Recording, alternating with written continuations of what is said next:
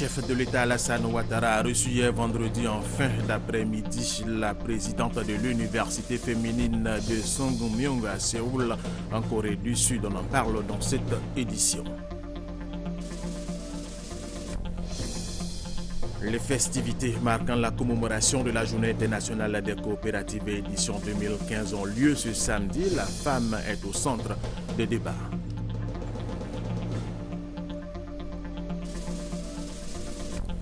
Le président burundais, candidat à un troisième mandat controversé pour l'élection présidentielle de mi-juillet, est en campagne. Pierre Nkurunziza a tenu hier vendredi un meeting sur autosécurité dans un fief de l'opposition dans la province de Bujumbura.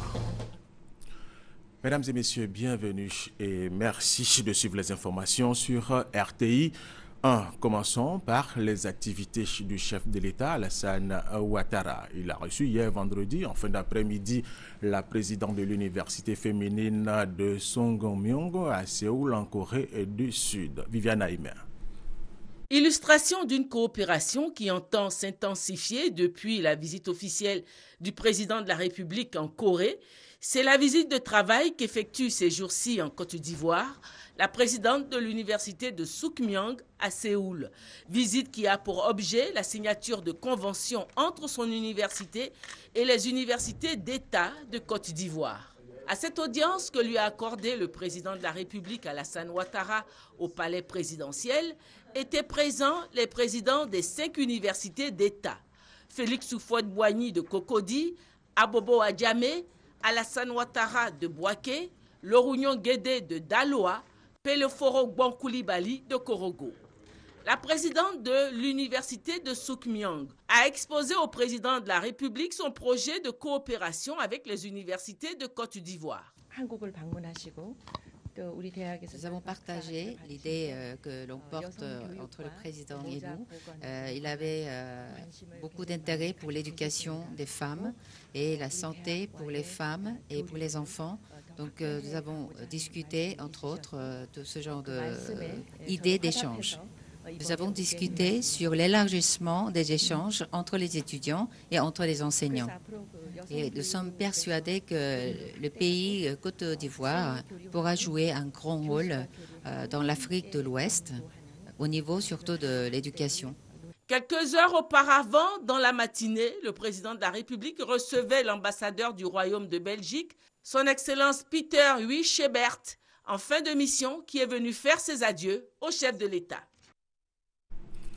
La 6e conférence du cadre de concertation des ministres en charge de l'emploi et de la formation professionnelle de l'UEMOA s'est ouverte hier ici à Abidjan, à Sofitel, Hôtel Ivoire. Le Premier ministre Daniel Kablan-Duncan a présidé cette cérémonie importante pour la recherche de solutions face à la problématique de l'emploi jeune dans l'espace UEMOA. Michel Digré. Passer de la concertation à l'action pour booster l'emploi jeune dans les États membres de l'UEMOA, tel est l'enjeu de cette 6e conférence du cadre de concertation des ministres en charge de l'emploi et ou de la formation professionnelle de l'espace sous-régional. Pour nous, le secteur privé doit tirer l'emploi, mais tout seul, il ne pourra pas. Ensemble, on s'est accordé sur les métiers de demain, c'est-à-dire quelles vont être la demande en offre d'emploi dans les années à venir. Et c'est pour cela que dans les filières, les 16 filières que nous avons retenues, nous sommes convaincus que l'enseignement technique, la formation professionnelle, l'enseignement général doivent voir quels sont dans leurs différents programmes à enseigner, si on peut tirer une partie justement de ces métiers-là pour commencer à préparer les jeunes, n'est-ce pas, à demain et donc en emploi. Un plombier dans la hiérarchie économique américaine, un plombier fait partie de la classe moyenne parce que c'est un métier qui rapporte, c'est un métier dont on peut vivre confortablement et c'est cette image de l'enseignement technique et de la formation professionnelle qu'il faut améliorer pour que ceux qui ont des talents puissent s'y engager sans se poser des questions, qu'on ne soit pas obligé d'y amener seulement ceux qu'on ne peut pas envoyer ailleurs. Pour le Premier ministre Daniel Kablan-Duncan, il est plus qu'urgent de privilégier l'adéquation formation-emploi. Les évolutions donc techniques et technologiques vont nécessiter des adaptations dans la pratique des métiers. Dans un tel environnement, c'est par une réforme appropriée, des programmes de formation prenant dûment en compte ces évolutions techniques et technologiques que pourra se réaliser l'employabilité des diplômés. Il s'agit en effet de promouvoir une formation initiale qui répond aux besoins des entreprises. Faire de l'emploi et de la formation professionnelle une priorité pour les gouvernements de l'espace UEMOA, c'est ce à quoi se sont engagés les participants à cette rencontre de haut niveau. Un impératif pour juguler le chômage dans la sous-région. La Banque africaine de développement est en phase avec les chercheurs de l'université Félix Houphouët-Boigny pour la création du bureau de valorisation des résultats de recherche. Ce bureau va contribuer à l'amélioration de l'emploi des jeunes. Rigoré Victorine Yaoyobwe. Un bureau de valorisation et de validité des résultats de recherche des enseignants-chercheurs ivoiriens va bientôt voir le jour. Objectif, apporter des solutions à l'employabilité des jeunes. Permettre aux centres de recherche et aux universités de pouvoir mieux montrer et mieux faire connaître leurs acquis en recherche-développement et afin de mieux impacter dans le développement économique de la Côte d'Ivoire à travers des résultats de recherche. Ce projet est financé à hauteur de 14 milliards de francs CFA. L'objectif est qu'à terme, donc, ces résultats soient utilisés pour que les entreprises, les petites et moyennes entreprises, utilisent donc les résultats de ces recherches pour lancer des idées innovantes d'entreprise et à travers cela créer des emplois et aussi nourrir le tissu industriel du pays. La mise en place du bureau de valorisation et de validité des résultats de recherche vient booster des initiatives déjà prises par l'université Félix Houphouët-Boigny. Nous n'avons pas attendu cet atelier pour mettre en place une structure de valorisation avec nos moyens, bien sûr. Actuellement, nous accompagnons un projet qui est un projet de biopesticides. Nous avons une équipe de chercheurs dirigée par le professeur Koné Daouda qui a mis en œuvre des biopesticides qui viennent de l'université Félix Houphouët-Boigny. Avec le bureau de valorisation et de validité des résultats de recherche, ce sont des étudiants plus opérationnels qui sortiront de nos universités. Dans le cadre des festivités marquant les 150 ans d'existence de l'Union internationale des télécommunications, le secrétaire général de l'institution a visité le village des technologies de l'information et de la biotechnologie VITIB de Grand-Bassam et l'université Félix Houphouët-Boigny d'Abidjan. Marie-Christine Akro, Sidonie Waka, Davila. Première étape de sa visite, université Félix Houphouët-Boigny d'Abidjan. De la salle Wi-Fi à la salle data, en passant par les salles informatiques, le secrétaire général de l'Union internationale des télécommunications, UIT, a été agréablement surpris de constater l'évolution des TIC dans l'enseignement supérieur. Oulin Zhao a poursuivi sa visite au village des technologies de l'information et de la biotechnologie, VITIB. Ici, le secrétaire général de l'UIT, toujours en compagnie du ministre des Postes et des TIC, a été instruit par les dirigeants sur les projets réalisés et ceux en cours, principalement l'extension du VITIB qui prévoit la construction d'une ville nouvelle de technologie. Une évolution technologique constatée et appréciée par le secrétaire général de l'UIT. L'UIT voudrait aussi aller ensemble avec Côte d'Ivoire. Moi, comme secrétaire général, je voudrais promouvoir développement ce projet, encourager les gens de l'autre continent pour nous rejoindre ici. Je vais rencontrer l'ambassadeur chinois. Je voudrais aussi présenter ce projet à lui, encourager lui pour encourager les Chinois à venir ici. Pour le ministre des Postes et des TIC, Bruno Nabagné-Koné, c'est le moment de saluer la présence du premier responsable de l'UIT et d'apprécier l'engagement pris par l'institution pour booster le secteur des technologies. Nous pouvons voir que ce qui était un plan sur papier, progressivement devient réalité. Cela permet de donner plus de visibilité à ce projet et désormais je pense que le secrétaire général repartira en ayant vu ce que nous souhaitons faire de ce projet du VITIB. L'accompagnement de l'UIT est un atout certain pour la Côte d'Ivoire qui veut accroître sa productivité en matière des TIC pour se mettre au diapason de l'interconnexion dans le monde. Tout à fait autre chose et parlons des activités de la première dame de Côte d'Ivoire, Madame Dominique Ouattara, à l'occasion de son séjour en France. Après avoir visité le musée du Quai Branly, où l'on expose depuis le 14 avril dernier des œuvres culturelles ivoiriennes, Dominique Ouattara s'est rendue jeudi au siège de l'UNESCO, toujours à Paris, pour prendre part à l'exposition internationale d'art contemporain L'Art pour la paix 2015, et cela en tant que marraine. Jérôme Kofi Abolin. L'Art pour la paix 2015, l'exposition internationale d'art contemporain qui est à sa deuxième édition cette année, a eu pour thème la femme et la paix. La première dame de Côte d'Ivoire, en sa qualité de marraine, avait à ses côtés plusieurs personnalités ivoiriennes, notamment le président de l'Assemblée nationale, Guillaume Soro, et des membres du gouvernement. À cette exposition, 28 artistes, dont 14 Ivoiriens, étaient en vedette. La directrice générale de l'UNESCO, Irina Bokoba, a saisi l'occasion pour rappeler l'importance de la culture comme facteur de cohésion sociale. Pour elle, l'art contribue à la promotion des valeurs positives de créativité et de dépassement de soi. Marraine de l'événement, la première dame de Côte d'Ivoire a salué la pertinence du thème qui rend hommage aux femmes. Je me réjouis que le thème « La femme et la paix » ait été retenu cette année, car il met en exergue le rôle prépondérant des femmes pour la promotion de la paix. Et je note avec satisfaction une présence significative de nos sœurs peintres à cette exposition, signe évident de leur intérêt à ce thème qui nous est cher. Avant de participer à cette exposition, la première dame de Côte d'Ivoire a par ailleurs visité le musée du Quai Branly, un musée qui depuis le 14 avril 2015 expose sur les œuvres des maîtres de la sculpture de Côte d'Ivoire. Une occasion pour Dominique Ouattara de passer en revue les 300 pièces exposées. Il s'agit des chefs-d'œuvre Sénoufo, Lobi, Gouro, Dan et des peuples de la Lagune.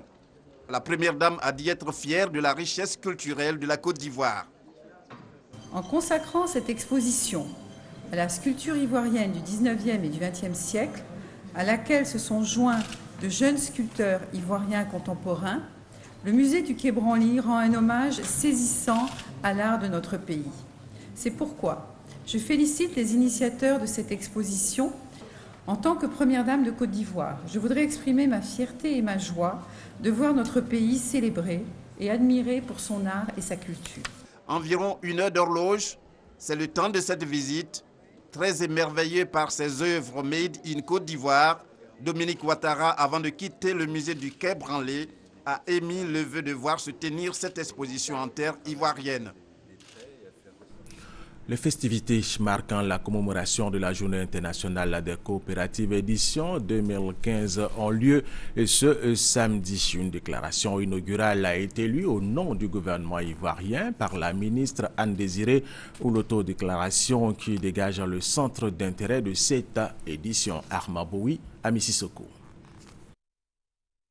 La société coopérative est à l'honneur à travers la Journée internationale des coopératives instituée par les Nations Unies depuis 1992. Elle est célébrée le premier samedi du mois de juillet de chaque année. Pour le gouvernement ivoirien, la célébration de cette journée est une occasion pour mettre en exergue l'apport de ces organisations dans le processus de développement économique et social de la Côte d'Ivoire et les possibilités qu'elles offrent aux opérateurs pour l'amélioration de leurs conditions de travail et de revenus. Selon le gouvernement, les coopératives représentent l'écosystème, assurent la sécurité alimentaire et nutritionnelle.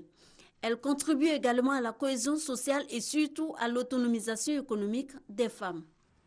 Le thème de cette année est donc axé sur l'importance que revêt la vie coopérative, particulièrement des femmes, et sur les politiques et les mesures d'accompagnement à mettre en place pour la création et la croissance de ces coopératives.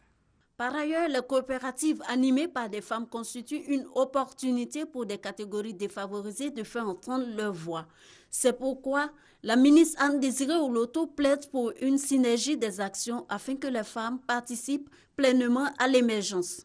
Il est donc fondamental que des instruments de développement tels que les organisations coopératives féminines soient utilisés comme piliers de cette émergence. Société coopérative, moyen d'autonomisation de la femme en vue de sa pleine participation à l'émergence de la Côte d'Ivoire. C'est autour de ce thème que les réflexions vont se faire ce samedi 4 juillet. Bonne nouvelle pour les producteurs de la coopérative agricole de Gabiadji. Désormais, ils seront payés par virement bancaire. Les premières cartes ont été remises aux planteurs en présence des autorités de la localité, nous dit Thérèse Tapeyoboué. La coopérative agricole de la sous-préfecture de Gabiadji, Copaga, a décidé de sécuriser l'argent de ses coopérateurs. Désormais, les producteurs de café et de cacao, membres de la coopérative, percevront leur argent par virement bancaire. Les premières cartes magnétiques ont été remises aux producteurs par le sous-préfet de Gabiadji, Sylvie Ba. Pour le président du conseil d'administration, il s'agit d'apprendre aux paysans une gestion saine de leur argent et de lutter contre les coupeurs de route. Oui, nous avons procédé au virement bancaire parce que les producteurs, nous voulons les amener à maîtriser la gestion familiale. L'initiative de la Copaga est saluée par les coopérateurs. Voilà, quand on a reçu là, vraiment, c'est bon. Parce que dans la route, ici à Abida, il y a beaucoup de bandits, coupeurs de route, ils sont sur la route. En 2013, la Copaga a été classée meilleure coopérative de l'année et a reçu le prix d'excellence des mains du chef de l'État. Mais au cours de la campagne 2014-2015, la production a connu une baisse. De 6 000 tonnes, elle est passée à 4 000 tonnes.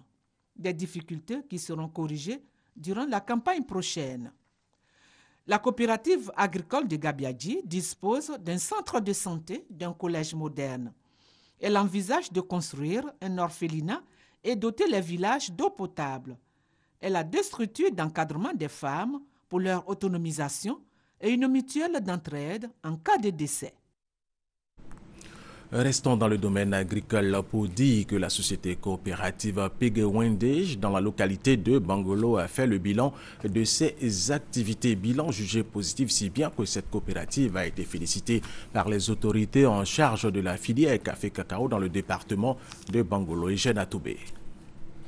Face aux producteurs membres de la société coopérative Pigwendej de Gowo-Zagnan, le directeur Boussin Kwame François a relevé les bonnes performances de cette structure.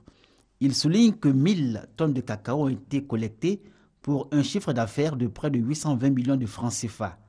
Des résultats qui, selon le président du comité de gestion Kindo Rasman, ont été obtenus non sans difficulté, lesquels ont pour nom, a-t-il ajouté, impraticabilité des pistes de collecte du cacao, insécurité et vieillissement du parc automobile. Autre frein à une meilleure performance de la société coopérative Pigwendej de Gowo-Zagnan, le vieillissement du verger. Et sur la question, les producteurs membres ont été invités par les responsables du conseil café-cacao, de la zone anadaire de Bangolo et de la direction départementale de l'agriculture à œuvrer pour son renouvellement et surtout à respecter les bonnes pratiques culturelles. Invité d'honneur à l'Assemblée générale de la coopérative Pigwendej, le sous-préfet de Bangolo, Okukwadio, il a exhorté ses membres et responsables à poursuivre sur leur lancée pour le dynamisme de la cacaoculture dans la région du Guémon. Les journées de valorisation de l'agriculture, des ressources animales et halieutiques JNVA se tiendront en août prochain à Daoukro, capitale de la région de Lifou. Cette année, l'accent sera mis sur le financement des activités agro-pastorales en Côte d'Ivoire. Évidence, Emmanuel. C'est Daoukro, la capitale de la région de Lifou, qui va abriter les journées nationales de valorisation de l'agriculture, des ressources animales et halieutiques les 12, 13 et 14 août prochains. En choisissant la ville natale de l'ex-président de la République Henri Konan Bédié, les initiateurs veulent non seulement s'inspirer de son expérience de grand planteur en Côte d'Ivoire, mais également lui rendre hommage pour son engagement aux côtés du monde agricole. Cette 5e édition a pour thème « Financement des activités agro-pastorales en Côte d'Ivoire, quelle stratégie ?» À travers ce thème, l'initiatrice entend relever un challenge, celui du financement des jeunes dans le domaine agricole. Aujourd'hui, à l'Agence pour la valorisation de l'agriculture, nous disons que seule une jeunesse désœuvrée s'adonne à des activités belliqueuses. Il faut que le gouvernement, il faut que les décideurs nous aident à trouver un problème définitif au problème de financement afin d'occuper sainement notre jeunesse. L'honorable Manoubi Koueli, vice-président de l'Assemblée nationale représentant le président de cette institution, se félicite de cette initiative. Pour lui, il est temps pour la Côte d'Ivoire de passer à la phase de la transformation de ses produits agricoles. Je dis que le gouvernement a intérêt à financer réellement l'agriculture en Côte d'Ivoire pour que l'émergence dont parle le président de la République soit vraiment effective. Pour faire de cet événement un succès, les initiateurs ont mis sur pied un comité local à Daoukro dirigé par le préfet des régions de l'Ifou. 6e édition de la journée de l'excellence et du mérite dans la région de la Bagouiche. Les meilleurs élèves de cette région ont été fêtés à Tangrela. C'était en présence des ministres Kone Bruno et Kandia Kamara. Soro Corona, Kader Segodogo, RTI Boaké. Les meilleurs écoliers, élèves et personnels enseignants de la région de la Bagoué ont été célébrés par les ministres Bruno Kone et Kandia Kamara. C'était à l'occasion de la 6e édition de la journée de l'excellence et du mérite, une initiative du comité régional pour l'excellence COREX. Plus de 200 lauréats sont répartis avec plusieurs prix, notamment le prix littéraire Mamadou Traoré, le prix scientifique Saliou Touré et le prix spécial Kandia Kamara des Majors. La famille éducative, le porte-parole des primés et les organisateurs ont salué les ministres Bruno Kone et Kandia Kamara pour les efforts qu'ils ne cessent d'apporter pour une meilleure formation des élèves de la région de la Bagou. Les ministres ont exhorté les élèves à travailler pour élever le niveau de l'éducation dans la région. Bruno Kone et Kandia Kamara ont demandé aux cadres de la région de soutenir l'école. J'invite donc à la mobilisation de tous, sans cesse, afin que notre école devienne le paradis où s'épanouit chaque enfant de ce pays. Honorables invités, c'est ensemble que nous sommes forts. Quand nous formons une sacrée alliance autour de l'institution scolaire, nous pouvons relever tous les défis. Il faut noter que la Drainette de Boundiali a été la 2e région au niveau du BEPC session 2015. Les lauréats sont venus des collèges de Kouto, de Gbon, de Kolia, de Kasséré et du lycée moderne de Boundiali. L'Institut des sciences et techniques de la communication a organisé la 12e édition de la journée du communicateur, occasion pour l'ISTC de mettre ses étudiants en fin de cycle sur le marché de l'emploi. Un événement qui a eu lieu en présence du ministre d'État Dosso Moussa et Afoussiata Bamba Lamine, ministre de la communication Éric Goré. Des étudiants de l'ISTC, l'Institut des sciences et techniques de la communication, en fin de cycle, désormais rompus à la tâche. Formés au métier de la communication, notamment le journalisme, la production audiovisuelle, la publicité et le marketing, ils se sont montrés opérationnels à travers des reportages sur des faits d'actualité, des supports de communication visant à sensibiliser les populations sur la nécessité d'élections apaisées. À l'occasion de la 12e édition de la journée du communicateur, les anciens journalistes, animateurs et musiciens ont eu droit à un hommage. Pour le directeur de l'ISTC, ces étudiants sont outillés pour affronter le marché du travail.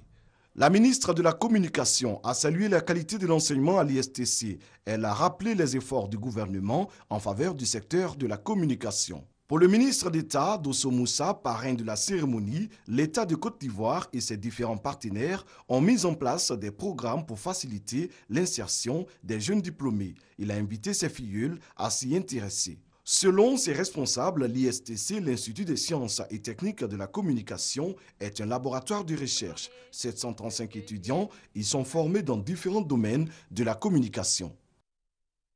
Un reportage d'Éric Goré et Serge Collia. Le président national de la Confédération des PME du bâtiment et des travaux publics, Sidé Bassi, était en tournée d'explication à l'intérieur du pays. À Boaké, il a rencontré les opérateurs du secteur bâtiment et travaux publics. Voyons les détails de cette rencontre avec Brahima Doumbia et Kader Segodogo de RTI Boaké.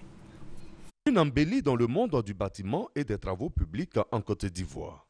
En effet, Le gouvernement ivoirien vient d'accorder aux opérateurs exerçant dans le secteur bâtiment et travaux publics 532 milliards de travaux pour l'année 2015. Une aubaine que la Confédération des PME-PMI du bâtiment et des travaux publics Sinebassi entend saisir au bon. En tournée à l'intérieur du pays, le président national a mis à profit l'étape de Bouaké pour lancer un appel aux opérateurs du secteur bâtiment afin que ceux-ci s'organisent et s'approprient cette opportunité offerte par l'État ivoirien.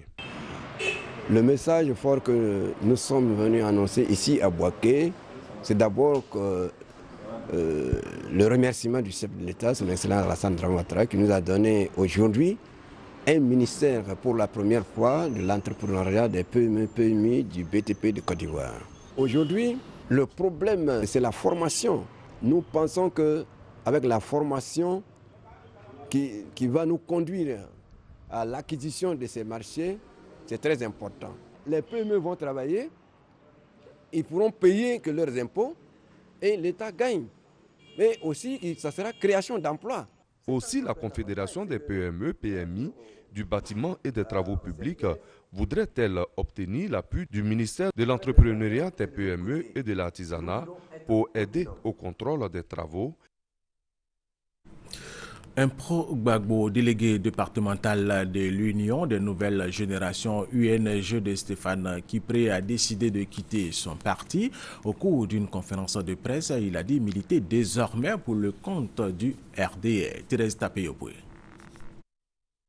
Bertin Oria Adia, chef d'entreprise, figure de proue de la galaxie patriotique dans le département d'Agboville. Tout au long des crises militaro-politiques et post-électorales, il a animé les espaces, Parlement et Agora. Il était le directeur de campagne de l'ex-président Laurent Gbagbo dans la sous-préfecture de Séchi.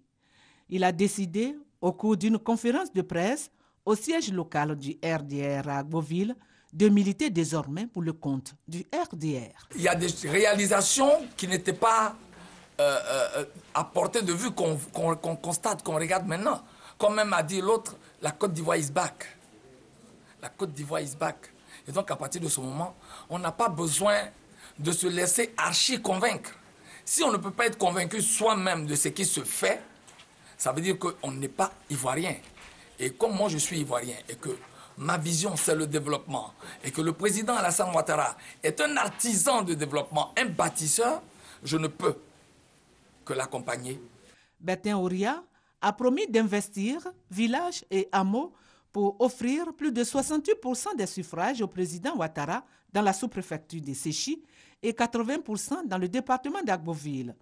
Il s'est joint à Arsène Ncho Aye, secrétaire départemental du RDR et nouveau coordinateur du RHDP d'Agboville, pour exhorter la population à s'inscrire sur les listes électorales afin de donner la victoire à celui qui est pour le développement de la Côte d'Ivoire, le président Alassane Ouattara. Le chef du village de Zaliouan dans la sous-préfecture de Gadouan, Aka Golier Villasco, a reçu son arrêté préfectoral. C'était au cours d'une cérémonie organisée par la mutuelle de développement de Zaliouan. Mamadou Kwasi. Amener les populations à s'inscrire dans la dynamique d'une parfaite cohésion sociale par une implication effective des leaders communautaires, des associations de femmes et de jeunes. Tel est l'objectif de cette activité publique qui est appelée à contribuer à la restauration de la paix suite aux fractures sociales qu'a connues notre pays. Outre la rencontre de Bidi Aouan dans la sous-préfecture de Gadouan, d'autres rencontres suivront dans le cadre d'un vaste programme de sensibilisation à la cohésion sociale dans les régions du Haut-Sassandra et du Haut-Oudougou. Les agents communautaires recrutés pour la cause ont identifié des sites de tension, de rancœur et de récrimination afin qu'une mobilisation sur la cohésion sociale soit menée. L'ONG VIF entend conduire dans les localités cibles des actions particulières qui permettront aux communautés de mieux cerner les contours de la cohésion sociale afin de se l'approprier. Les intervenants, notamment les autorités locales, la présidente de l'ONG VIF, le responsable du Haut-Commissariat des Nations Unies pour les réfugiés ont salué cette action de sensibilisation qui constitue un pas important dans le processus de paix et de réconciliation. Le reportage de Kwasi Mamadou était commenté par Chantal Eouman à Kandon. L'ex-ambassadeur du Royaume de Belgique en Côte d'Ivoire quitte notre pays pour bomber en Inde. Le ministre d'État, ministre des Affaires étrangères Charles Dibé Kofi lui a rendu hommage. Gabriel Zani. Bombay, c'est la nouvelle destination de l'ambassadeur du Royaume de Belgique en Côte d'Ivoire. Son Excellence Peter Huguebert quitte la Côte d'Ivoire après 4 ans de collaboration diplomatique. Un dîner a été organisé en son honneur. Le ministre d'État Charles Kofi Dibi lui a témoigné la reconnaissance de la Côte d'Ivoire. Le président de la République, son Excellence M. Alassane Ouattara, le gouvernement ivoirien tout entier, voudrait-il par ma voix vous prier de bien vouloir transmettre au gouvernement belge, ami, le témoignage de leur profonde gratitude pour cette marque d'amitié jamais démentie. Une décoration de dignité de commandeur de l'ordre national, en souvenir du pays, le diplomate belge a exprimé sa plus grande satisfaction. Ma plus grande satisfaction, c'est que surtout sur le plan bilatéral économique, on a pu plus que doubler le commerce bilatéral entre nos deux pays et les investissements belges en Côte d'Ivoire sont aussi en croissance. Plus de 153 milliards de francs CFA de la dette de la Côte d'Ivoire à la Belgique ont été annulés par l'entremise du 15e ambassadeur de Belgique, arrivé le 19 mai 2011 au cœur de la crise post-électorale. Peter Huguebert s'en va en laissant derrière lui un pays stable et résolument engagé sur le chemin de la croissance.